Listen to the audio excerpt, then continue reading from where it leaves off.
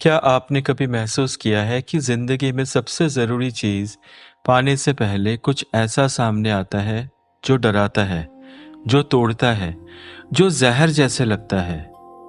यही समुद्र मंथन की कथा है। युगों पहले देवता और असुर दोनों दुर्बल हो चुके थे। दुर्वासा ऋषि के श्राप से देवलोक की शक्ति क्षीण हो गई थी और तब भगवान विष्णु ने मार्ग दिखाया। क्षीर सागर का मंथन करो। यह कोई साधारण निर्णय न था। सुमेरु पर्वत जो स्वयं ब्रह्मांड की धुरी है, उसे मथने बनाया गया। वासुकी नाग जो शेषनाग के समान है, उसे रस्सी बनाया गया।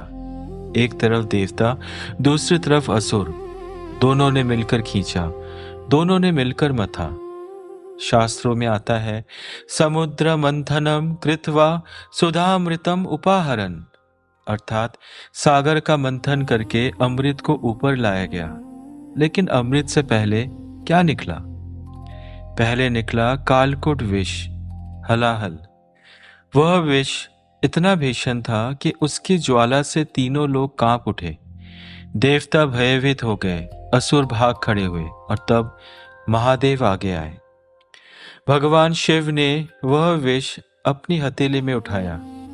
मां पार्वती ने उनका कंठ थाम लिया ताकि वह विष न नीचे उतरे न ऊपर जाए, और शिव ने वह हलाहल पी लिया। उनका कंठ नीला पड़ गया। तब से वे कहलाए नीलकंठ।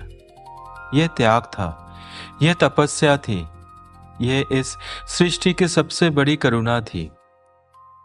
मंथन जारी रहा और फिर निकले कामधेनु, एरावत हाथी, कौस्तभ मणि, पारिजात वृक्ष, अप्सराएं और देवी लक्ष्मी जो स्वयं क्षीरसागर की पुत्री है, और अंत में धन्वंतरी अमृत कलश लेकर।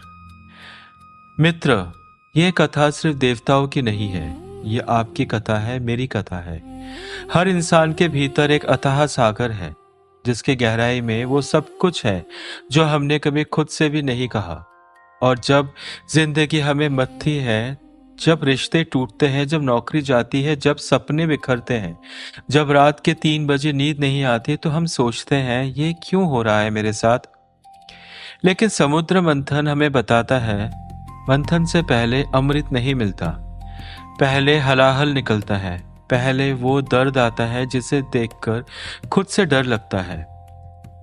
यह आपकी परीक्षा नहीं है, यह आपका रूपांतरण है।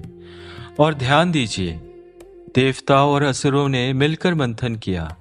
आपके भीतर भी 2 शक्तियां हैं, एक जो कहती है हाँ करो, एक जो कहती है नहीं मत करो। डर और साहस, संदेह और विश्वास, थकान और संकल्प, दोनों जरूरी हैं। दोनों मिलकर मत्थे हैं, दोनों मिलकर अमृत बनाते हैं।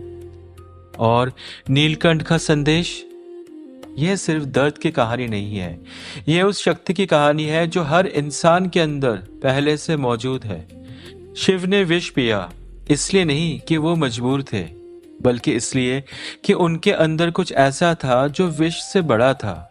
और वही कुछ आपके अंदर भी है। चाहे आप अभी किसी तूफान में हो या आपकी जिंदगी में अभी शांति हो, यह शक्ति हर हाल में आपके साथ है। नीलकंठ सिर्फ वो नहीं जिसने विष पिया, नीलकंठ वो है जिसने जाना कि वो विष से बड़ा है। आज जो आप झेल रहे हैं, ये आपको तोड़ने नहीं आया, वह आपको रचने आया है। क्षीर सागर के नीचे भी वही अमृत था, लेकिन बिना मंथन के वह अमृत कभी ऊपर नहीं आता। तो मथिए, रुकिए मत, डरिए मत। आपका अमृत निकलेगा, आपकी लक्ष्मी आएगी, आपका धन्वंतरी आएगा। बस मंथन जारी रहने दीजिए। समुद्र मंथन की ये कथा यही विराम लेती है, लेकिन आपका मंथन जारी रहे। मैं योगी और ये है मॉडर्न मंक डायरीज। यही है वो जगह जहां युगों का ज्ञान और आज का संघर्ष एक हो जाते हैं। नमस्ते।